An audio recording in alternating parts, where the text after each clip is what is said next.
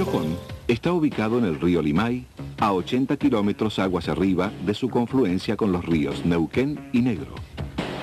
Este emprendimiento se compone de una presa, un vertedero, la obra de toma, tuberías forzadas y el edificio de la central hidráulica. La presa está construida de grava con núcleo impermeable de arcilla compactada. Mide 2.250 metros de largo y 87 metros en su altura máxima. Es del tipo denominado de gravedad, dado que se mantiene en posición por su propio peso. El embalse, formado tras la presa, se bautizó con el nombre de Ezequiel Ramos Mejía y tiene 830 kilómetros cuadrados de superficie. El vertedero es quizá la imagen más conocida de este proyecto. Tiene una capacidad de descarga de 8.000 metros cúbicos por segundo a través de 4 compuertas radiales con disipadores de energía al pie del vertedero para evitar el impacto brusco del agua en el lecho del río. La casa de toma está detrás del dique. El caudal de agua que entra es llevado por las tuberías forzadas a la cámara espiral que moverá las turbinas generadoras.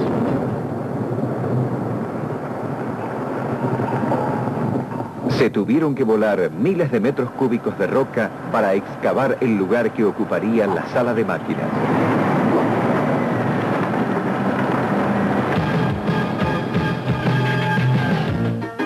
En el macizo rocoso son perforados los túneles a sección completa, que luego llevarán el agua a las turbinas. El quinto y el sexto se utilizaron en primer término para el desvío del río. Su longitud alcanzó a 275 metros por 13 metros de diámetro.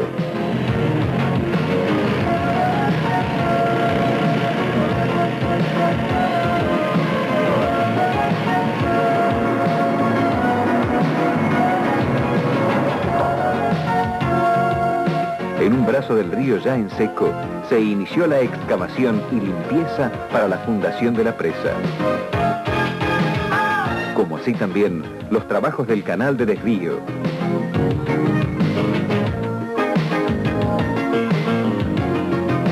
Cada día el muro es más imponente y las excavaciones muerden más hondo en las bardas.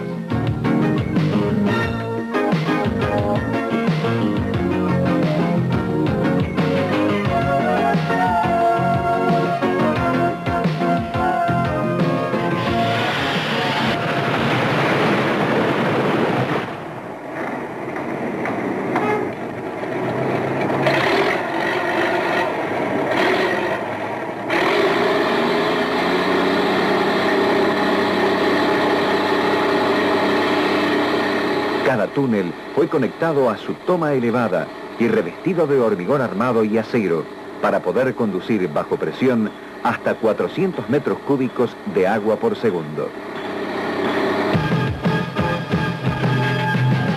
La naturaleza circundante también colaboró en la titánica empresa. A pocos kilómetros de distancia ofreció un yacimiento de material arcilloso, necesario para la más completa impermeabilización de la presa. Camiones y topadoras trabajaron incesantemente. Después, las niveladoras y rodillos neumáticos compactaron el terreno.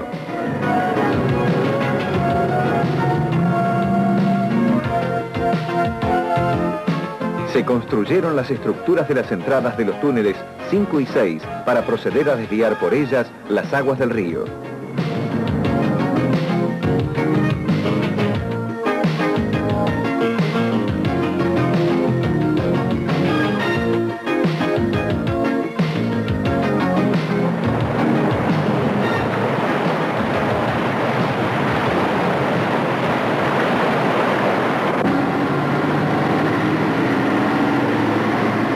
Y llegó el día señalado, 1 de diciembre de 1970. Había que cerrar el cauce natural, desviándolo para poder continuar la construcción de la presa en el propio lecho del río. El Limay se resiste. y el hombre entonces apela a todo su ingenio y a sus brazos de acero y piedras.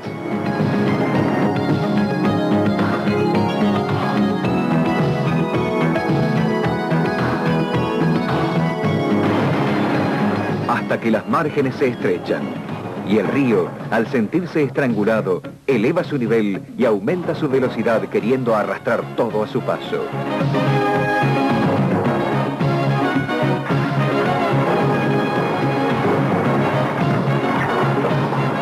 Solo después de 32 horas inolvidables, el río cede ante la tenacidad del hombre. Tal como se previó esta etapa, se previó también el vertedero, sobre la margen derecha, para evacuar los excedentes de agua del lago. El trabajo siempre fue incesante.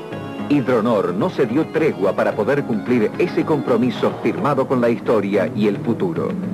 El de iniciar en la Argentina la era de las grandes obras hidroeléctricas. El desembalse regulado se efectúa mediante la estructura de las tomas de agua, que se eleva en forma de torre, dentro de la cual se instala el equipamiento de rejas y compuertas. Virolas de acero de 10 metros de diámetro y 1 pulgada de espesor se transportaron a los conductos, los que primero fueron revestidos con una capa de hormigón armado de 1 metro de espesor.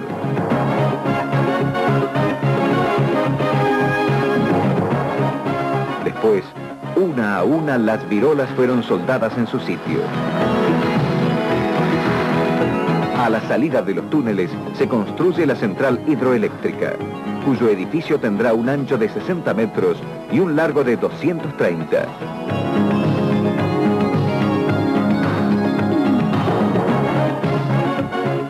El gran proyecto ya pasó del plano de la imaginación al plano de la realidad.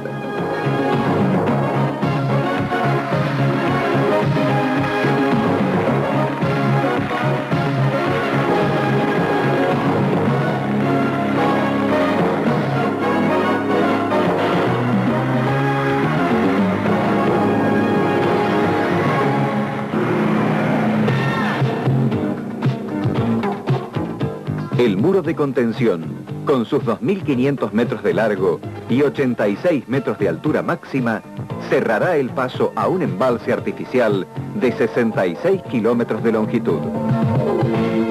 El vertedero impedirá que las masas de agua procedentes de la cordillera arrasen las tierras bajas, una tragedia que ocurría con frecuencia en la historia del Comahue.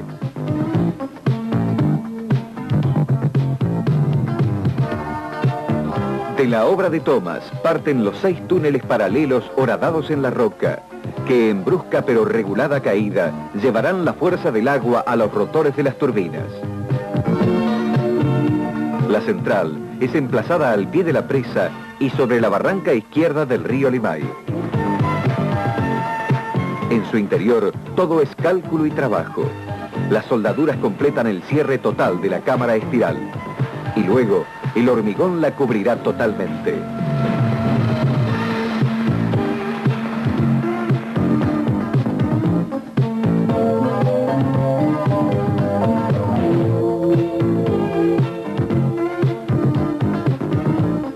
El anclaje de los componentes del generador se realiza a mano, placa por placa.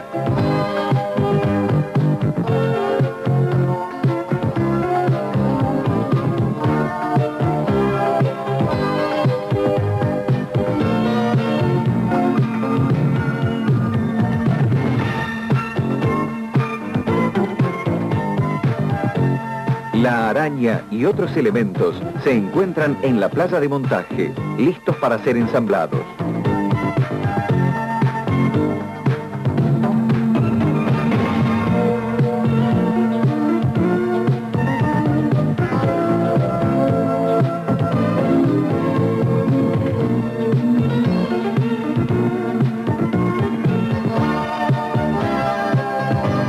Una vez armada, la turbina es transportada hasta su destino final.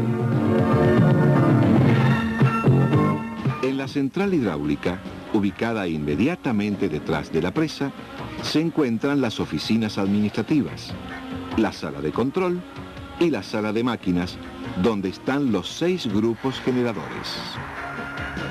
Las turbinas son del tipo Francis, con una potencia instalada de 200 megawatts cada una.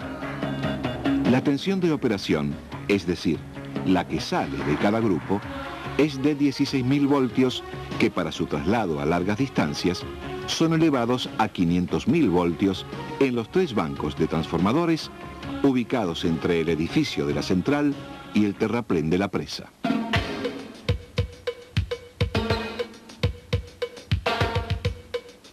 El principio de funcionamiento de las centrales hidroeléctricas parte del aprovechamiento de un salto de agua natural o artificial para mover las grandes turbinas generadoras.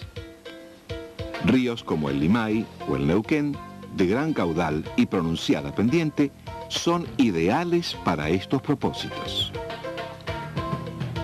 Al interrumpir el curso del río, la presa crea un embalse a mayor altura donde se ubican las tomas de agua. Esta se lleva por tuberías forzadas a gran presión hacia la cámara espiral que le imprimirá velocidad necesaria para poner en marcha las turbinas. La velocidad de entrada de agua a las paletas se regula mediante dispositivos mecánicos llamados alaves que se abren o cierran según las necesidades. El agua turbinada se aquieta en una cámara especial antes de ser devuelta al río a través del canal de restitución o canal de fuga.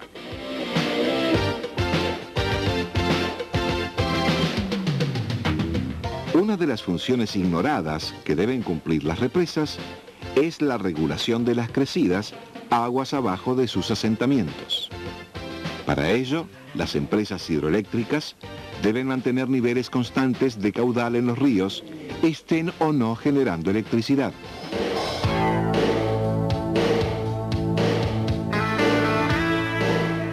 Las demandas de energía que el sistema argentino de interconexión exige a las empresas productoras es muy variable y depende de los consumos en los grandes centros.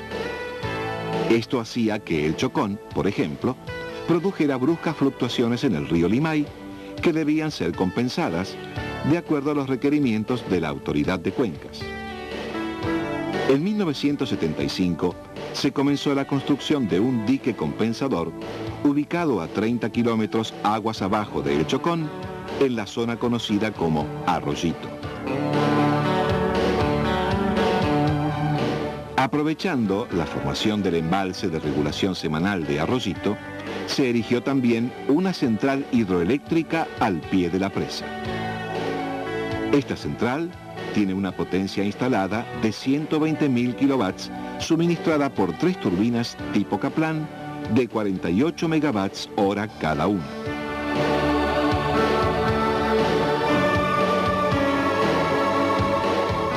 El terraplén de la presa es, al igual que el de El Chocón, de materiales sueltos pero sin capa impermeable. El vertedero o aliviadero que se construyó es muy importante, dado el originario carácter de compensador de este emprendimiento. El mismo consta de 7 compuertas radiales con accionamiento hidráulico que permiten un caudal máximo de descarga de 3.000 metros cúbicos por segundo. Las operaciones en Arroyito son totalmente automáticas y se realizan desde la sala de control de El Chocón.